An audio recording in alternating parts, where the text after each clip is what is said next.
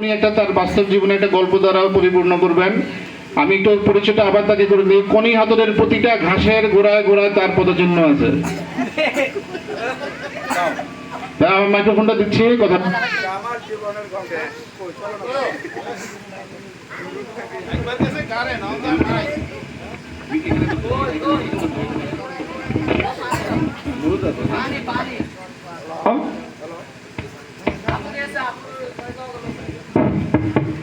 গল্পটা চুল দেখে এখন কথাটা মনে পড়ছে। তামিমে আমি এরকম চুল রাখতাম। তো আমি ঢাকায় গেছিলাম ৭৫-এ মেট্রিক পাস করে, ঘুরতে করে প্রায় ৫-৬ মাস ছিলাম। ৭৫-৭৪-এর দিকে ৭৪ দিন গেছিলাম। তারপরে আমি যখন বাড়িতে আসলাম, আমার একটা সাইকেল ছিল ডবল পাইপ কোনায়। ওই সাইকেলটা নিয়ে সবসময় আমি উঠতাম, ঘুরতাম। তো এই সাইকেল নিয়ে আমি গেছি পোতার বাজারে। এর সময় সকাল 9:30, 10টা, 11টা বাজছে। আমার মামার ফার্মেসি ছিল, ফার্মেসির সামনে সাইকেলটা রাখে আমি মামার ফার্মেসিতে বসছি। এমন সময় 4জন লোক মাঝখানে সামনে দিয়ে আইসে, রাস্তা দিয়ে আইসে আমাকে ডাকে, স্যার এদিকে আসেন, স্যার এদিকে আসেন, স্যার এদিকে আসেন। আমি তো চিনতে পারি না স্যার কেন বলে এরা আমারে, সিভিল বেসের। তখন আমি মামার বলে, মামার এই লোকগুলো আমাকে কেন ডাকে? বাবা কোনো কথা বলো না, যেমনি ডাকছে এমনি যাও, তারা কি বলে তা শুনো, তারা যা বলে তা শুনবা, কোনো জবাব দিও না। তারপরে এটা কে করে রক্ষী বাহিনী, তখন ক্যাম্প ছিল কোথাও কথা। আমি বললাম যে নাম শুনছি রক্ষী বাহিনী, তাহলে এরাই রক্ষী বাহিনী। হা যাও। আমি গেলাম, যাওয়ার সাথে সাথে আমার দুই পাশে 2জন, সামনে একজন, পিছনে একজন। তারা দাঁড়াই গেল, আমাকে বলো স্যার সামনে হাঁটেন।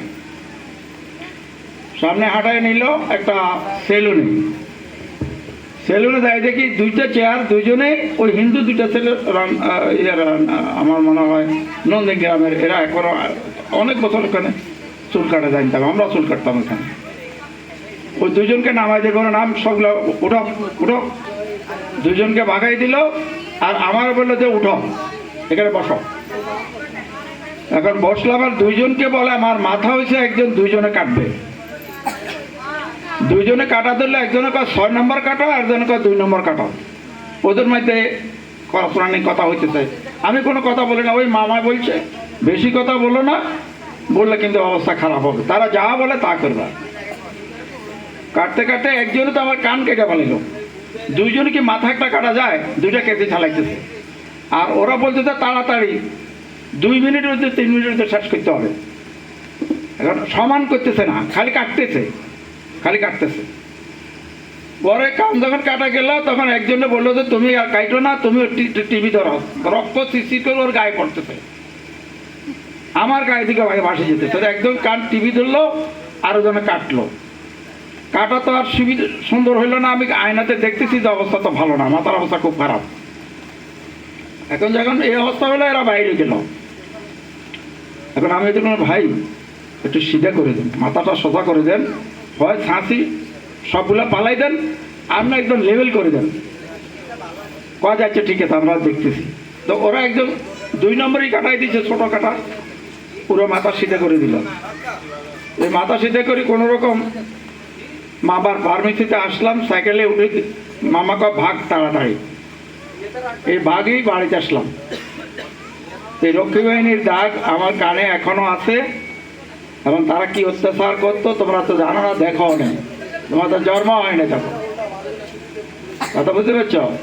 সেই জন্য বললাম জীবনের নিজের কাহিনী। আজকে ওর মাথা চুল দেখে আমার মনে পড়লো যে এরকম চুল তো আমি রাখছিলাম। হ্যাঁ, এই জীবনের কাহিনীটা বললাম আপনাদেরকে, প্র্যাকটিক্যাল সত্য কথা। তারা খবর নিত কোন বাড়িতে ডাব আছে বেশি, গাছে কেউ উঠে গিয়ে ধরে নিয়ে যেত, গাড়ি নিয়ে বাইরে তো সমস্ত ডাব গাড়ি ভরে তারা ক্যাম্পে নিত, তারা খাইত। কার গাছ কোনো কিছু না। এরপর কোন পুকুরে মাছ আছে, বড় বড় মাছ, মাছ ধরবে কে জানে, জেলের ধরে নিয়ে আসতো। ধরে নিয়ে আসে, বললো আমাদের সাথে চল, অমুক দেবীকে দেখি নামবে, ওখানে পুকুরে নামবে, নাইমা মাছ উঠে তারা গাড়ি করে নিয়ে আনতো বাজার ক্যাম্পে। গরু জবা হয়তো পোতার বাজারে, এনারা দেখছি কিনা জানি না, বয়স কত হয়েছে, আমরা দেখছি গরু রান, এই এটা এখন আমার ক্যাম্পে পাঠান, সিনার মাংসের টুকরা, এটা পুরো টুকরা টুকরা করে ওখানে পাঠা আর না গোটা পাঠা ক্যাম্পে পাঠাইতো। পরে 2-3 বাজার আর মাছ আর গরু খেয়ে জবা করে না, যারা গরু জবা করতো তারা আর গরু জবা করে না, গরু জবা বন্ধ হয়ে গেছে। মাছ ধরে যে মাছ বড়টা উঠতো সেটা তারা নিয়ে যেত, এই জন্য মাছ বিক্রি বন্ধ হয়ে গেছে। দুধ দোয়ানে যে দুধ বিক্রি করতো, সমস্ত দুধ তারা বলতো যে এখান থেকে 10 কেজি দুধ আমাদের ক্যাম্পে পাঠাও, উঠে নিয়ে যেত, পয়সা তো লাগতো না। এর দুধ বেচা বন্ধ হয়ে গেছে, মানে বাজারে দুধ বেচা, মাছ বেচা, মাংস বেচা সব শেষ। এরপরে মোদি আর মনোহারি দোকান যেগুলি আছে এগুলি তো কোনো কথাই নেই, এরা যাবে কোত্থেকে? এগুলি তো টিয়া চুক্তি, পাঠাও ক্যাম্পে পাঠাও, আমরা পাক করতে হবে, এইটা লাগবে সেটা লাগবে।